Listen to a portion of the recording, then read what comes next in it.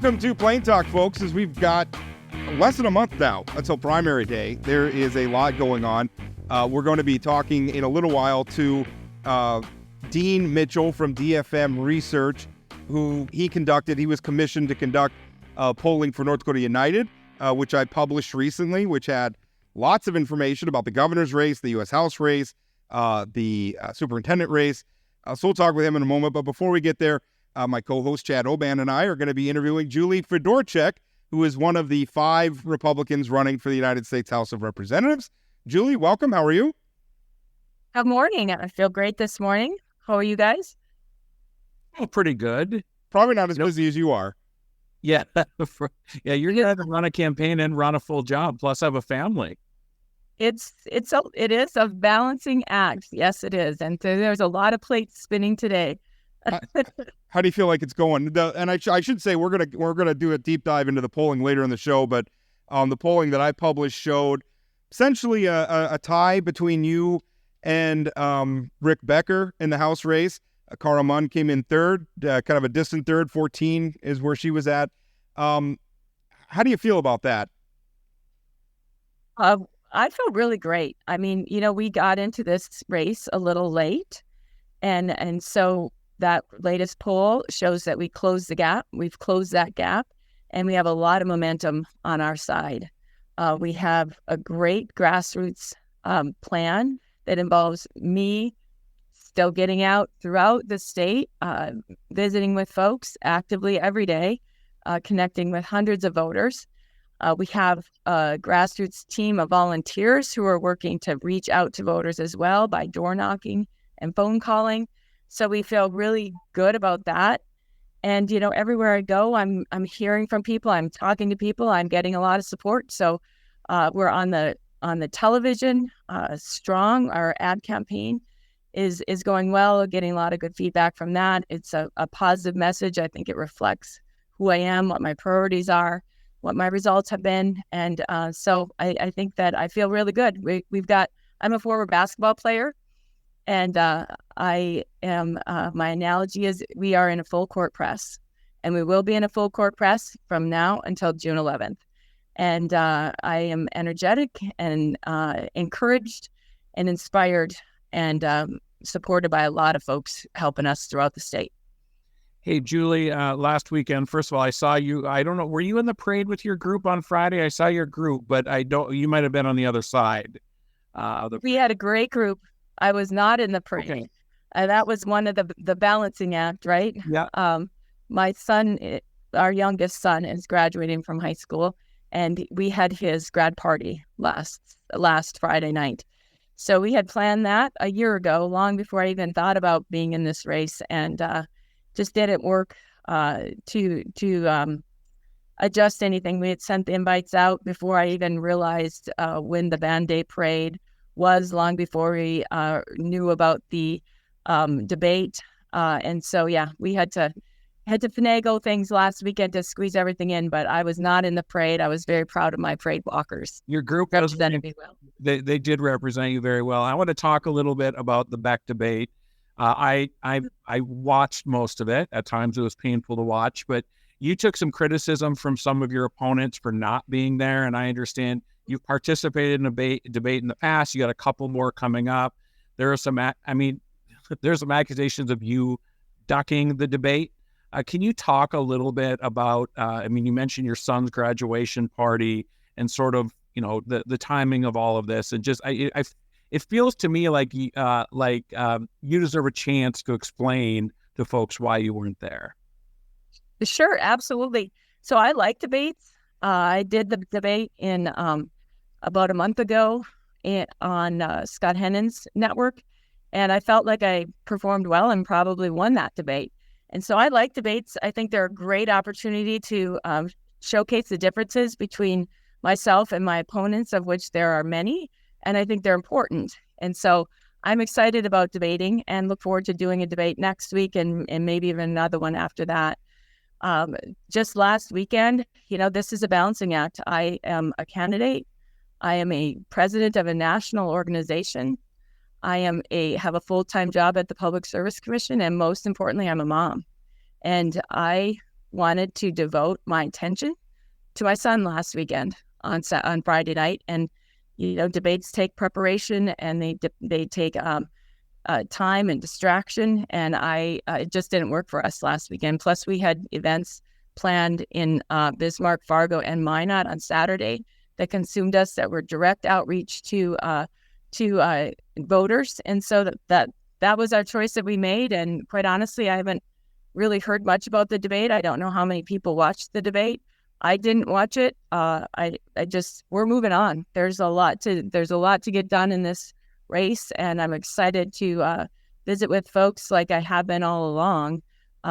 Very accessible to people. Just this morning, got done talking to almost 100 veterans at the AMVETS this morning and answering questions for about 30 minutes. I love that sort of thing, and I look forward to our next debate.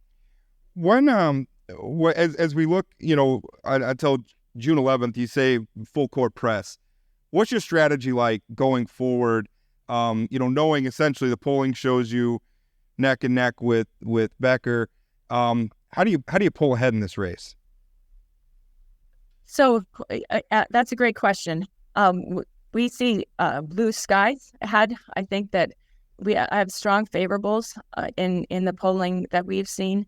And so it's a matter of explaining to folks what my background is, what my conservative results are, what my focus of my time at Congress will be, and how I'm the best candidate to represent North Dakota.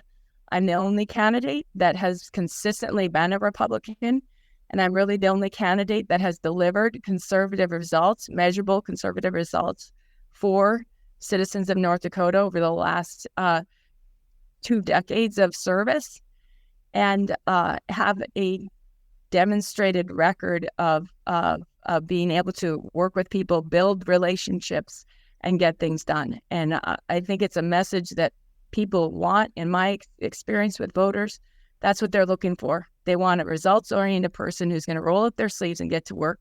And I can show that I've done that, and I can assure them that I'm going to do that. And that's our strategy on the airwaves, in person, grassroots events, consistently wherever I am. That's my message, and we're just going to be taking that message statewide, both on television and in direct communication with voters, and some by mail.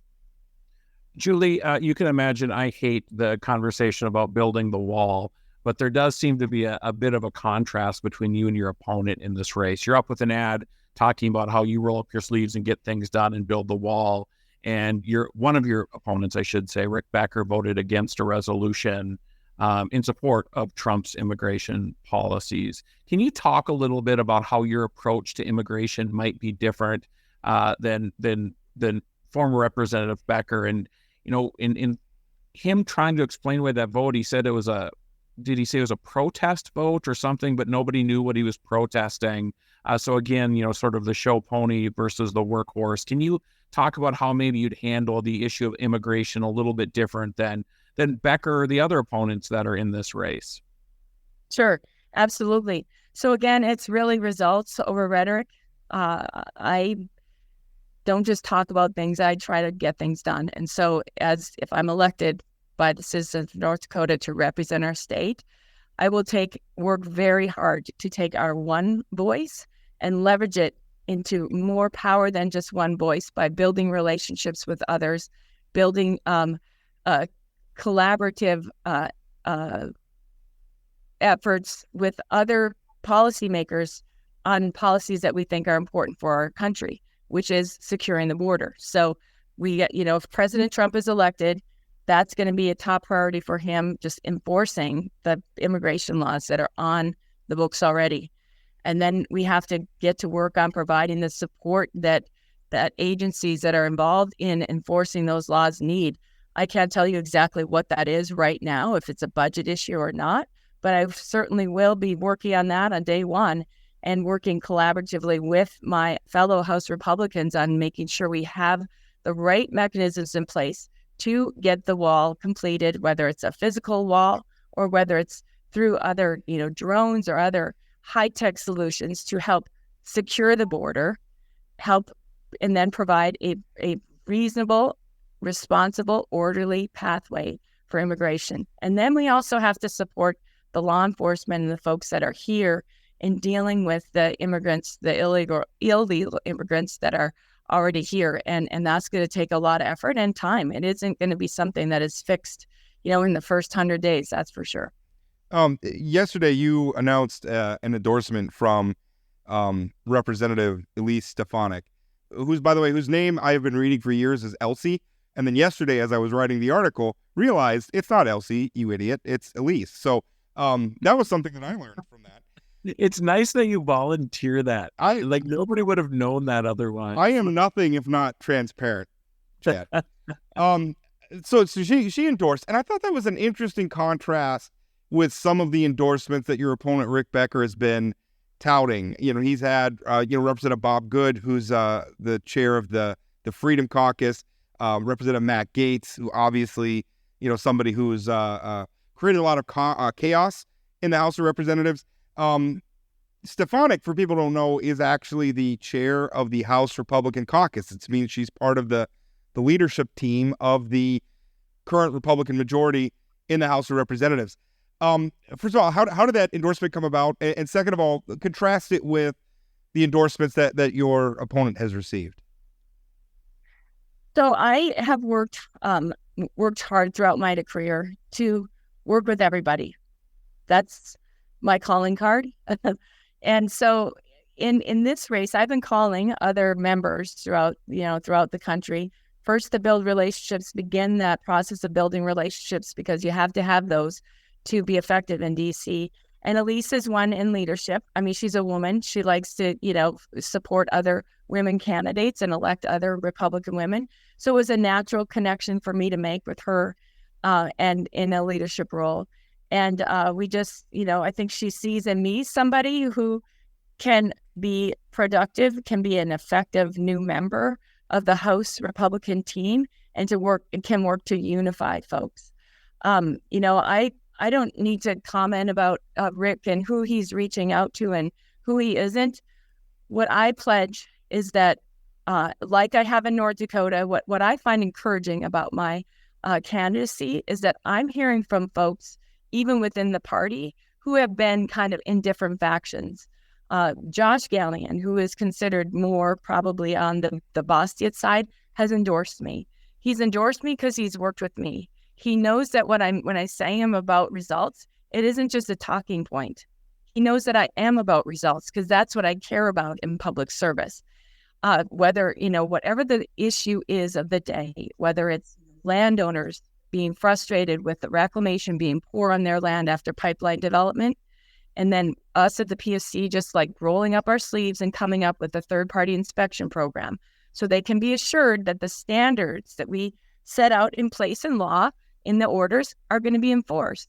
I mean, there's a small example of just working on a solution and getting it done. Josh knows that about me, so he supported me. And I'm confident that when I get into DC and I work with, whether it's a House Freedom Caucus person or a more traditional Republican, they're going to find that same pragmatism.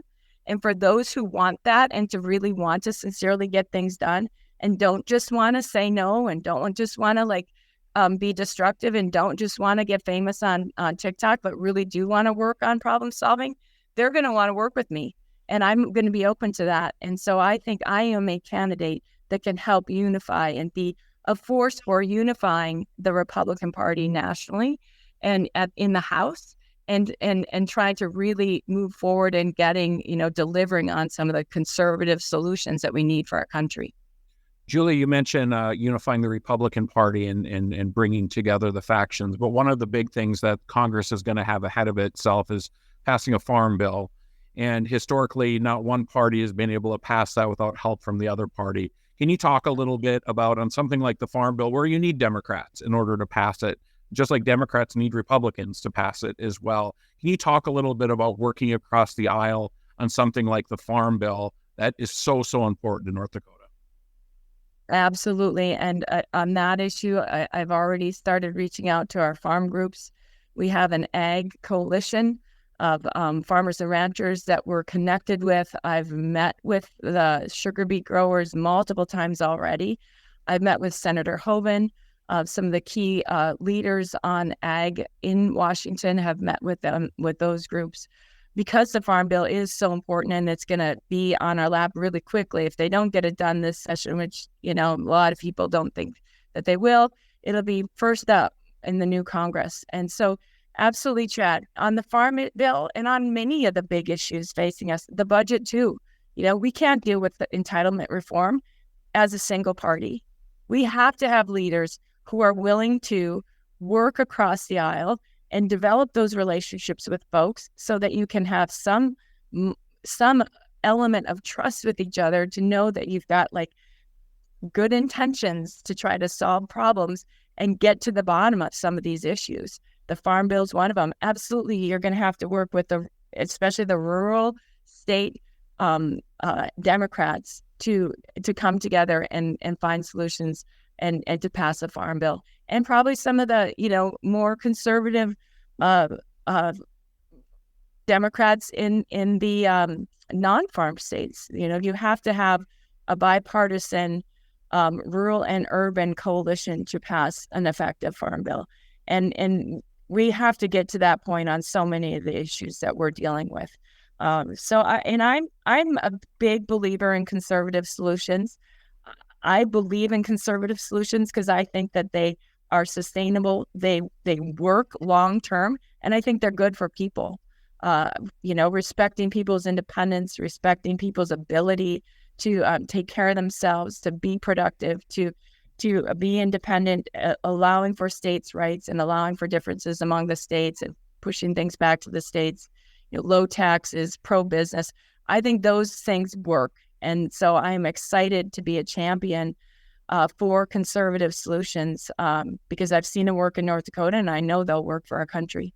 It seems like one thing, talking about being willing to reach across the aisle, there doesn't seem to be a lot of trust at times. And I actually say that. I mean, we just saw actually Speaker Johnson cultivate some trust and some cooperation across the aisle in moving some aid packages for Ukraine, Israel, Taiwan, and getting those things over the goal line. But it does seem like there is so much acrimony and such a willingness sometimes. It seems like every time I read a headline, something negative's happening in the headlines, and then I hear Congress is opening an investigation. We're going to investigate this and we're going to investigate that. And it just, a lot of it seems like gotcha type stuff. And I'm wondering what your attitude is about that. Because it seems like, I think it's really hard to reach across the aisle and work with people that you're also constantly trying to investigate. And the Democrats, I mean, they do plenty of it as well. This isn't just a Republican thing, but I mean, that seems like a major impediment to, I'm going to investigate you because I think you're a criminal or something, but also let's work together on a Farm Bill. That seems like a very tough sell. Right. Well, when there's a legitimate wrongdoing, things have to be investigated. So I'm not going to stand here and say I won't do that, because obviously I will. If there's wrongdoing that needs to be investigated, you have to do that. But by and large, I think that one of the key things you said, Rob, is I read a headline that said this, that, and the other. There's so much of the acrimony is I'm not going to say it's driven by the media, but it's certainly elevated by the media because that's sexy and it sells newspapers and it increases ratings when there's combative and issues, when there's combative relationships, and then when there's people that are mad at each other. There is a lot less sexy to talk about a group of people who have rolled up their sleeves and are trying to study and understand and come up with solutions on entitlement reform. But the truth is that you'll find me in that latter group working on those sorts of things. That's what I've been doing, as president of NARUC. That's our National Regulatory Association. One of the biggest issues facing reliability in our country is the disconnect between the electric industry and the gas industry, the gas electric coordination. And so, it's not sexy to talk about, and it's boring probably even for you guys to hear.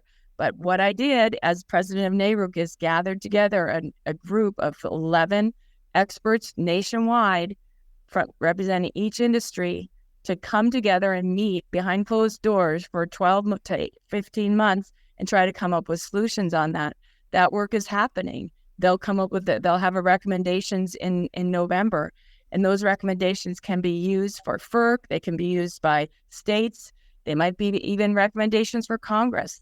But, there'll be some real solutions in there. That's not sexy. That's not going to sell newspapers. But that's how you get things done. And that's the approach that I'm going to take in Washington. So, Julie, we can't complain about you talking about things that are boring, because we often say we want elected officials who are boring. So come on and talk about boring things all you want. I'm going to ask you a question that came again during the Beck debate.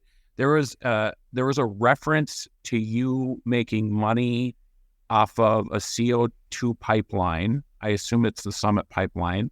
I've heard other people chattering about it. I've also heard that you were treated just like everybody else who has land where they're trying to build a pipeline. Can you respond to that? Because it seems like, from what I understand, it's a whole lot of nothing, but people are still talking about it as if you're rolling around in some cash. Yeah. Well, thank you. I appreciate you asking me that question and give me a chance to talk about it, because there's a lot of misinformation on that issue. First of all, we are not involved in the pipeline, the CO2 pipeline, at all, my husband and I. We are not easement holders. It doesn't cross our land. It doesn't even come near our land as far as I know. So completely not involved in the pipeline.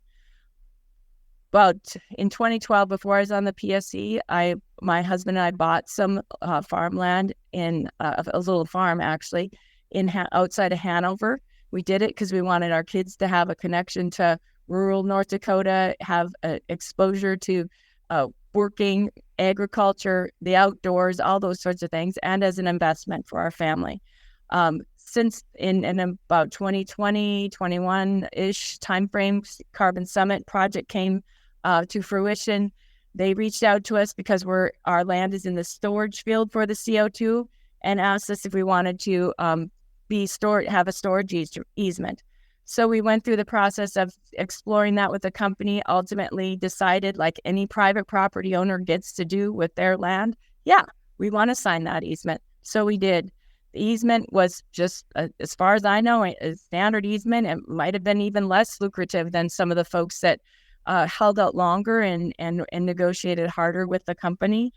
It wasn't, nothing. I'm not going to say it was nothing, but it wasn't millions. It was about $22,000 we got as security deposit for storage there.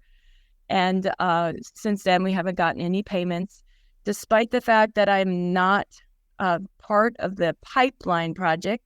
I thought it was best for me to recuse myself from the case at the PSC so that there couldn't be any suspicion that there was like a biased decision maker. So I've been 100% recused from the pipeline project permitting process at PSC. I haven't been to any of the hearings. I don't have any oversight over that company whatsoever, and never will. So that's the facts on that whole issue. And also, we've been the allegations that have been out there that we have an easement for a wind farm that we just approved. Absolutely not true. I would never make a decision on a project that I had a vested interest in. Like, I just wouldn't do that. I'd recuse myself. That's what's required by the ethics laws, and that's what I do. So those are the facts on those issues. Thanks for asking.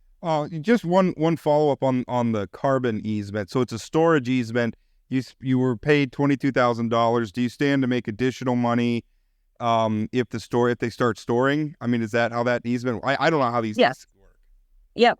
Yeah, there is additional storage payments that come in. It's been a number of years since I've looked at that easement, so I don't remember what it is. So I couldn't tell you what that is. I just wanted to clarify that. But again, it's the same that others in that area are getting. It's Sure. It's the same. Oh yeah, absolutely. And by the way, every owner who that's what we want for every property owner, including people who happen to be elected officials, is they have a right to decide if they want to sign an easement, and if they get an easement, they should be allowed to profit from it. That's the point of the process. Let's talk a little bit about this has been a 5-way race.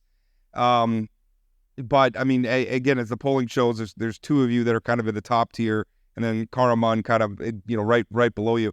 How have you approached the fight? I mean, certainly, I think when you decided to run for Congress, you weren't expecting to have 4 opponents. Has that changed your strategy at all? How you've approached this? You know what? It really hasn't. I really focus on our campaign. I don't spend much time thinking about my opponents at all. I think about what do I need to do in terms of raising enough money to get my message out there? What do I need to do to reach out to voters? How can I get in touch with as many voters as possible? And listen to folks and start building relationships that I think will be essential for me being effective. And that's really what we've focused on the most. And just, there's a decent amount of undecided voters still in this race. And so I'm very motivated to get out, talk to people in a variety of different ways to help convert them to decided voters, to folks who are going to vote for me. And then also really to educate people that this is a primary election, the election is on June 11th. A lot of people still kind of are thinking of this as a, November election and aren't maybe necessarily typical primary voters. And so we're educating folks and spending a decent amount of time on getting out the vote and that kind of education process as well. Julie, it is so interesting with the 5 candidates with very different ideological perspectives on things. This is the first time where I've sort of thought about maybe we should close this primary in some way where, people like me, I'm a Democrat who's probably going to vote in the Republican primary, to be honest. Is that the way we should be doing this? And I know that's probably an unfair question to a candidate who's in the middle of it, but it just feels like maybe if a party's choosing their candidate, why does the other party get to help them determine that? Yeah. That's a great question. And I have heard a decent number of legislators talking about this and saying, this might be the election that brings voter registration to North Dakota and people not being able to just show up and decide which party's process they want to influence. And so I think that's a fair question. I think we'll see how this ultimately ends up. Julie, thank you so much for your time. Thanks, you guys. Always love chatting. The cold cases you see at The Vault have captivated readers across our region for years. At The Vault Podcast, our team of professional reporters takes you further into those stories with new interviews from family members, investigators, and experts. Check out The Vault at inforum.com/The Vault and subscribe to The Vault wherever you find your podcasts. Welcome back. Just finished up with U.S. House candidate Julie Fedorhcak. And now we're actually going to talk about the polling in, well, not just that race, but the gubernatorial race, also the superintendent race. The polling, which I published just recently, was commissioned by North Dakota United, who, of course, is who Chad works for. And it was conducted by DFM Research. The head of DFM Research is Dean Mitchell, and he joins us now to do some analysis of that poll. Dean, how are you? I'm very good. Thanks for inviting me. So this poll, let's go through the races first. Let's start with the gubernatorial race, because that one's pretty clear cut. Kelly Armstrong with a 38-point lead in your poll, almost contemporaneously to your poll. His campaign also conducted a poll. They released results. I'm always, grain of salt with the campaign released result. You certainly released a lot more of the background and data and methodology to your poll than he did with his, but they arrived at essentially the same result. Kelly's poll, Armstrong's poll showed a 41-point lead. Yours showed a 38-point lead.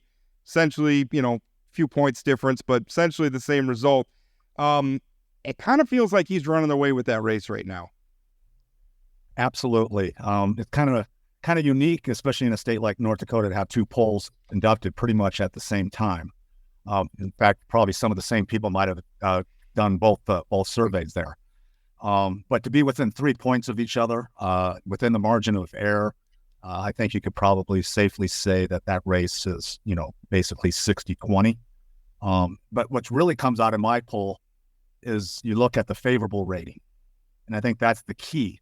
And you see among those who self-identify themselves picking the Republican primary ballot, Armstrong has a really nice favorable rating, I think about plus 40, and Miller is underwater. And, you look at that, how you gain 40 points when you're underwater with the people who are going to actually be voting for you. And then she's even more underwater, 17 points for the state as a whole, if she was looking at, Democrats and independents voting, but she's not. So therefore, you take a look at both those surveys and, I don't want to say you could put a fork in it, but it's pretty much the silverware is out on the table. So Dean, we'll obviously do a bit of a postmortem after the election to see if all these numbers are correct. But, Kelly Armstrong came out, and I know you're not watching the day-to-day of these campaigns. I mean, you're calling balls and strikes from the data. But it seems to me Kelly Armstrong came out with the first sort of negative ad here. And looking at these numbers, it seems to me he did a pretty effective job of defining Tammy Miller before she defined herself. Is that sort of how you would, obviously if she's below water this much, her positives aren't getting through in the way she wanted them to. Absolutely. Without knowing anything of this race, haven't really followed it, just what the data shows. But, it's one of those little dirty secrets of politics is that no one likes negative campaigning, but it works. And without knowing who did first or what, and it's not really negative, I think it's just comparative politics. If you can't talk about your opponent, why the heck are you running? And so you look at the data, and now knowing that Armstrong was first on that, he defined the race, he defined the opponent, and she's just never been able to build up on that. I think that's what the data shows, being underwater on the favorable rating, and then basically 40 points down. So, negative, define your opponent. I think that's kind of the key for anybody that's thinking about running for office later on in life. Well, there's negative and there's negative. I think Armstrong's first ad was definitely a negative ad, was definitely an attack ad. It kind of shined the light on, I think some obvious disconnects in the pitch that Miller's trying to make, which is that all of a sudden she's super, super Trumpy. I don't think that's how people perceived her before. She's telling the story endlessly about hunting down robbers of her family's store out on the prairie. I think there was some stuff there that was just, and I think Armstrong kind of elevated it. It didn't reflect well on her. But then you have the attack ad where she comes out and she basically is accusing Kelly Armstrong of condoning child molesters because he defended one as a criminal defense attorney. And I think that also hurts her because it's so... the assumption that I've run with, Dean, is that sometimes if a candidate isn't well known, and I think Miller started this race not very well known, I feel like it's really hard for them to go negative because they don't have goodwill. They're not a known quantity so much with voters, and so the only thing they know about them is that negative ad. Kelly didn't have that problem because Kelly was incumbent congressman, party chair, lawmaker, state lawmaker. Before that, people knew him. I think she had that problem where she's gone so negative, and she's still not super well known. Certainly not as well known as Kelly Armstrong. I think it backfired on her. Yeah, I without knowing the particulars of it, you explaining that to me, that just kind of makes sense to me. Basically being your first time running for office, the highest office on the land in North Dakota. So you have not defined yourself, as you just said. But and I'll just circle back, Rob, about one of the things you said. You should always be skeptical about polling data. I get that, especially when it comes from a campaign. That's why news agencies and stuff like that do a better job at releasing the data. But you look at the crosstabs. Crosstabs are the key to any survey. And you go through and you look at the data, and it's in the report, so it's out there for anybody to see. And you see that Armstrong is winning in every demographic grouping. It's not even close. And what really kind of caught me by surprise a little bit is he's actually doing better with women than men. And so that's the kind of, secret sauce in there of why is that. You would think a woman candidate would be doing a little bit better with women than a man candidate. But no, the only thing that he's below 50% is young people under the age of 35. They're not a big grouping that's going to vote in the primary. And most of them are undecided. He's still, 30 points ahead, I believe, 25 points ahead even with young people. But across the board, look at the demographic groupings, east, west, rural, urban. It's not really a race. It just is. Dean, shifting to the congressional race, which is a race, you had the head-to-head numbers with Rick Becker at 29, Julie Fedorhcak 26, Alex Balazs, who's the GOP convention nominee, at 5, and then Charlotte Moore, 0, and undecided at 26. You wrote in your memo that, one of the differences, or maybe it was in Rob's analysis of your memo, I can never remember who's writing what exactly, but there is a difference in unfave between Julie and Rick. And every poll I've seen, Becker's at 28 or 29. I mean, part of me feels like that's his ceiling and his floor is sort of in that range. Looking at these numbers, looking at Julie's approval rating, I think she had the second highest net in the state behind Donald Trump, which is a pretty good place to be. Can you talk a little bit about what you see in this race, who you'd rather be, that kind of thing in the congressional race? Well, I'd rather not be Becker. I think you just kind of hit it right there. He might be at his ceiling around that 30% mark. They both had about the same favorable rating with Republicans, but he had a higher unfavorable rating, and it was significantly, statistically significant. So I think she has more room for growth there. But the trick about doing a Republican primary or just any primary poll is trying to figure out what is the actual composition of the electorate going to be. All we could do is look back at history and try to use that as our weights. So trying to predict this race between those two, I'd give the edge to Fedorchak, but I would not, if betting was legal in North Dakota, I wouldn't put much money on that, maybe $1. So Dean, on that sort of, how do you get the mix? Of the folks who took this poll, 73% said they'd pick the Republican ballot. 19% said they would take the Democrat ballot. Does that seem right to you? That sort of mix? That does. We go through historically, it's about 3-1 R to D, especially with there's actions on the Republican side, no action on the Democratic side. So yeah. Do you sense that there's Democrats planning on voting in the Republican primary based on these numbers? No, that's one of those little secrets of politics, isn't it? Everyone thinks they're going to go mess around with the other primary.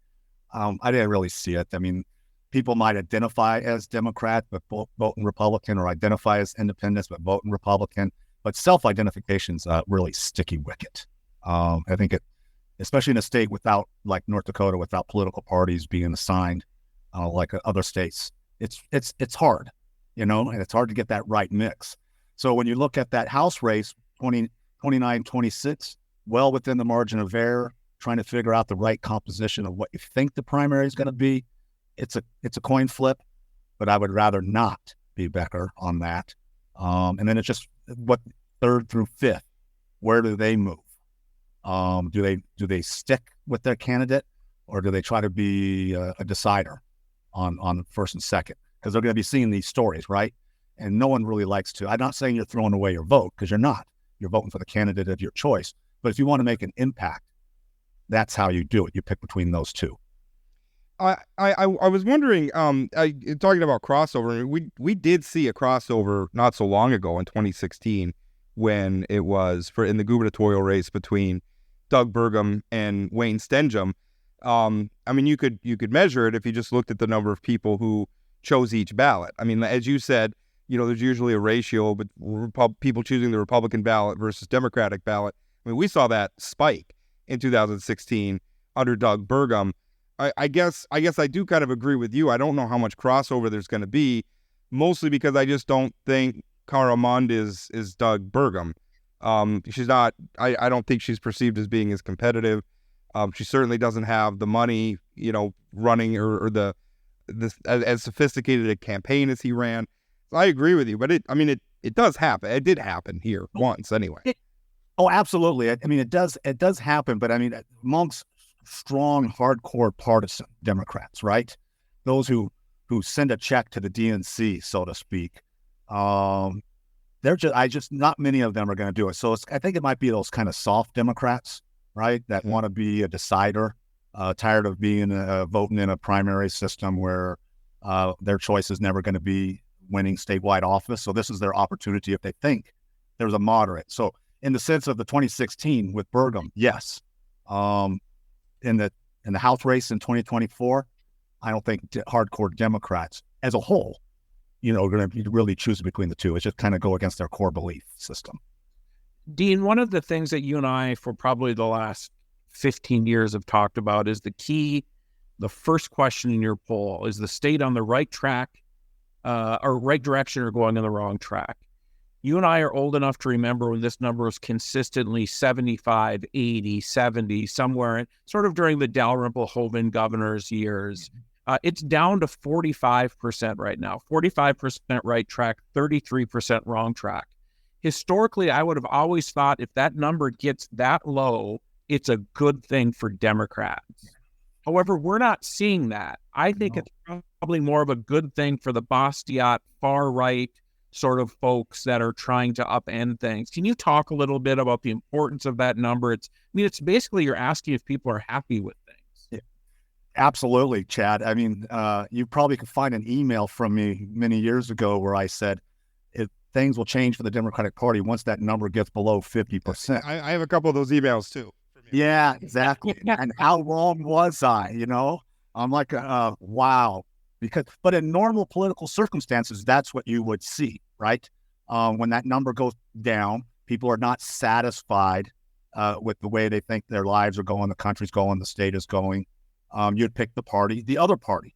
But in a sense, I think you're right, Chad. What they're doing is they're picking the other side of the same party, and kind of like maybe double downing on that because it's not moving. Another reason that number has also kind of gone down is back when the Hoban days, and then along with Burgum, et cetera, a lot of Democrats were happy with the kind of the moderate Republican leadership as they perceived it. And today they don't feel that. So now they're marking wrong track as opposed to back then when they would say right direction.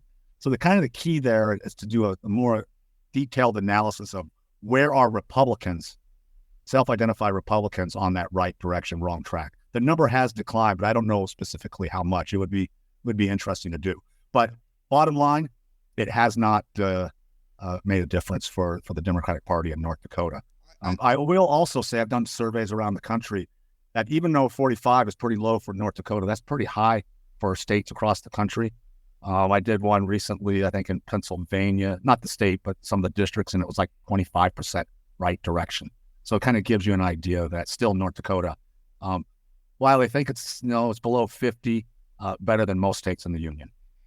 Could the way people are perceiving that question have changed as well? Because one thing that we talk about a lot is how much more nationalized our politics have become. So even though you're asking that question and you're specifically saying North Dakota, right track, wrong track, how many people are answering it from the perspective of a national perspective? Like, I'm not happy with inflation, or I'm not happy. And obviously, inflation is an issue that crosses the borders. That's not a North Dakota problem. That's a national problem. But so how much of it is people answering it also? Because I think all the points you made are well made.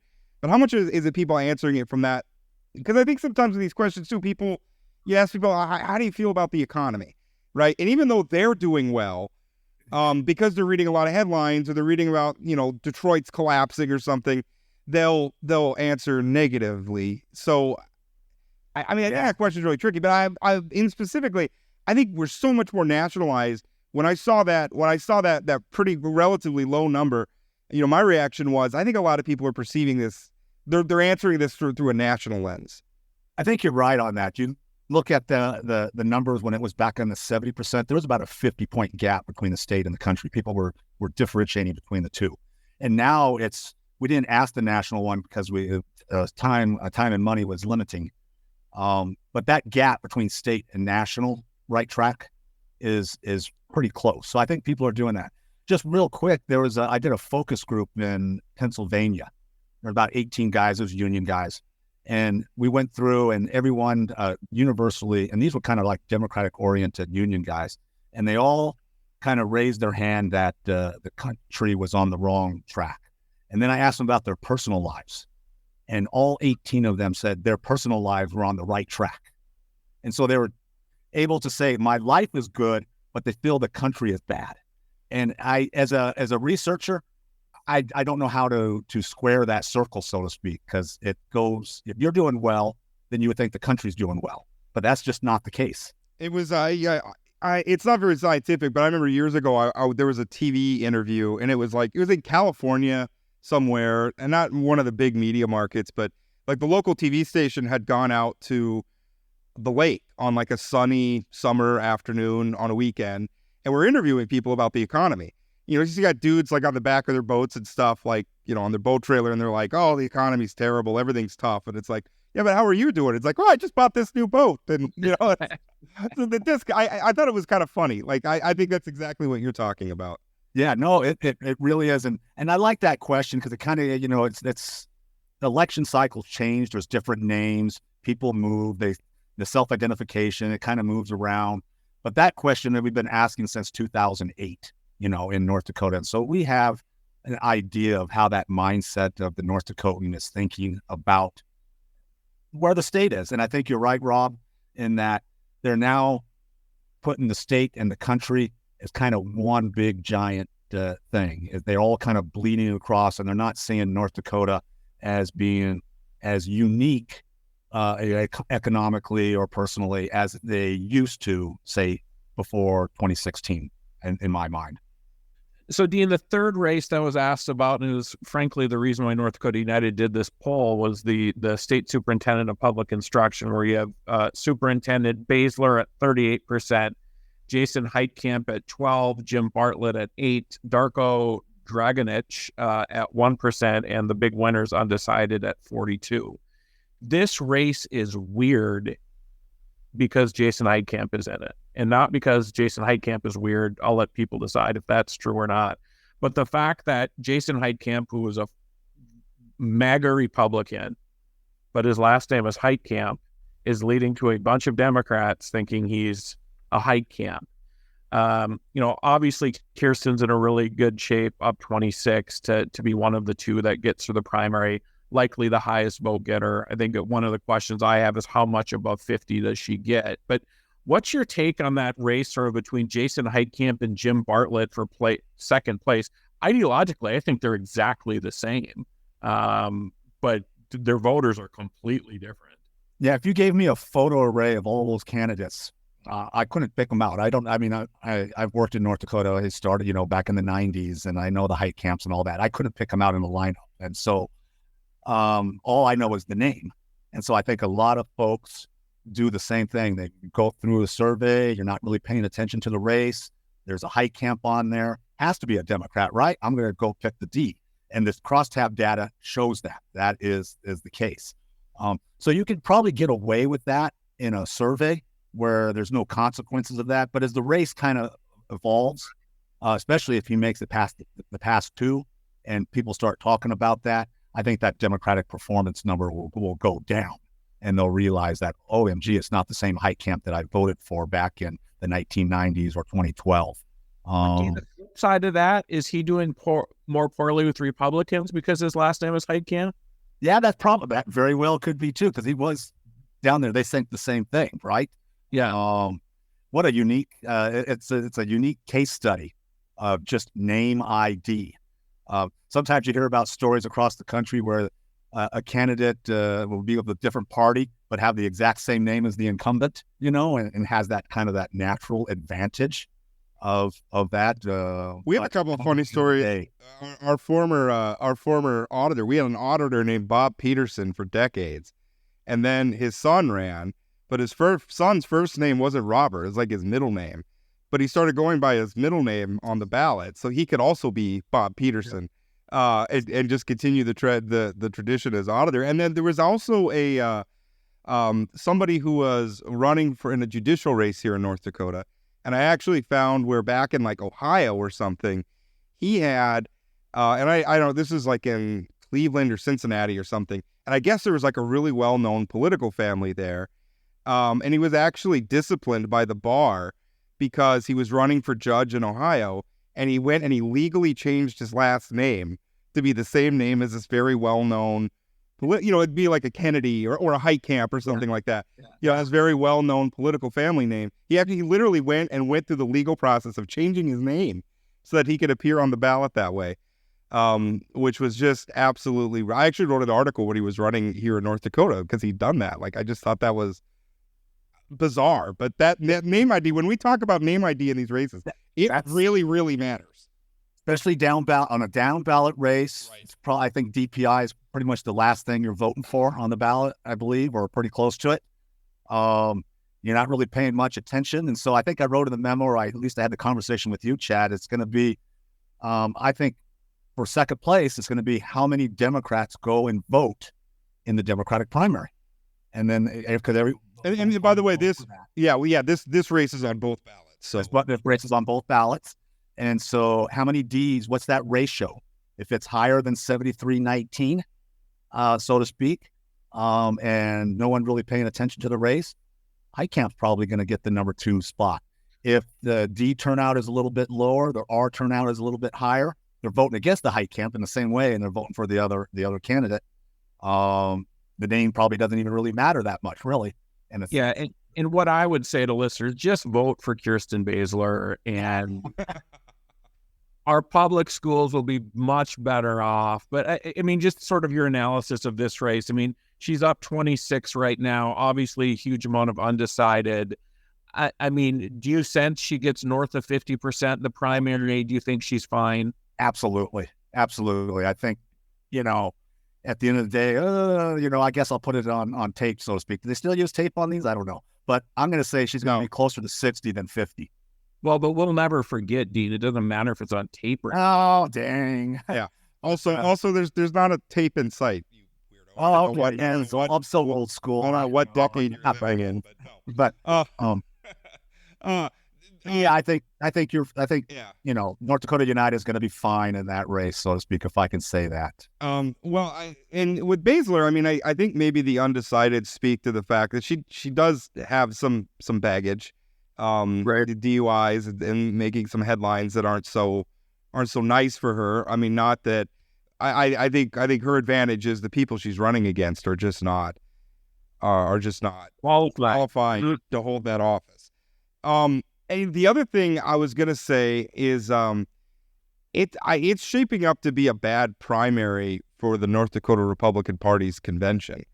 Because you look at Alex Balazs, who was the endorsed candidate, the convention endorsed candidate in the House race, and Jim Bartlett, who's a convention over beating Kirsten Baszler at the convention.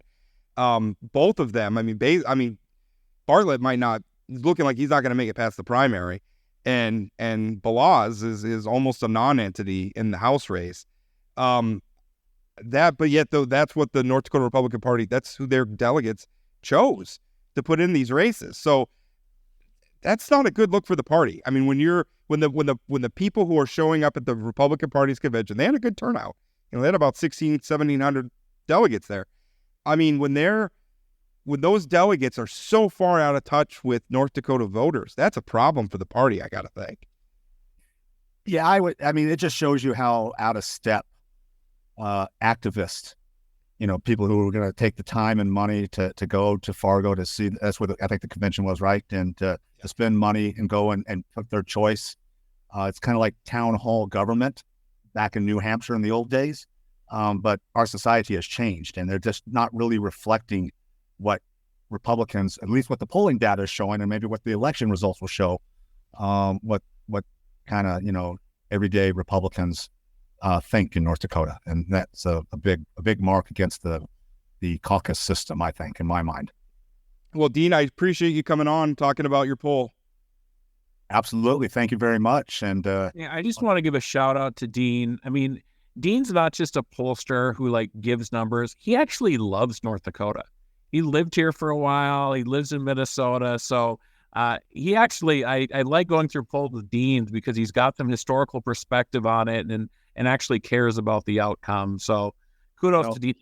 And he's way cheaper than these national folks to do this kind of stuff. I won Rob over. I know his first column was pretty harsh against me, and I won him over. I actually even did a survey for you, Rob. I don't think you did actually. I commissioned a survey once from DF. It's hard to believe sometimes. I'm trying to remember how I afforded that. Yeah. And that's the last thing I say is back in the old days, and old days being just like 2015, so to speak, doing a survey was relatively inexpensive. In North Dakota, as Chad knows, it's like, I got to pay that much now. It's harder to do surveys. North Dakota, you can still do, I think, a good, reliable survey. If we were trying to do one in Chicago, I would not want to do it. Just too difficult, but and to be accurate. But I think the numbers that come out of North Dakota that I do and that other people do is kind of reflective of what people are thinking at that moment. Remember, a survey is only a snapshot of time. That was 2 weeks ago. The race is different today than it was when the survey that we're talking about, although probably not that much different, but still keep that in mind. Yeah. And thank you very much. And I try to share as much of the polling data as I get my hands on, just because North Dakota has so little of it. And I think it's always better when you can kind of matrix the results together and say, okay, it's the reality is somewhere in here. I think that's always a lot better. Dean, thank you for your time. Thank you very much.